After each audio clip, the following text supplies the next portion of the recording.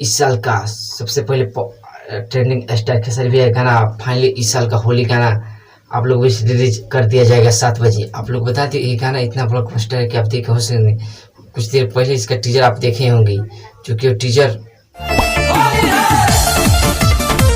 Hi guys, welcome to my new channel Bhojpuri information. आप लोग स्वागत है।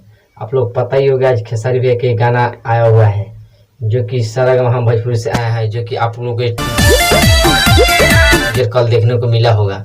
आप लोग बता दें कि जब टीजर वैसा है तो गाना कैसा होगा आप लोग भी। यही मैं उस गाने के बारे में बता दूं। इस गाने में गाया है खेसारी भैया, जो कि ये होली समय जिस गाने का नाम है मुर्गिया बनी तस्लीम है। ये गाना बहुत ब्लॉकबस्टर साबित हो रहा है। अब तक आप नहीं देखा तो प्लीज जाकर देख सकते हैं। सारेगामा भोजपुरी से गाना रिलीज किया गया है।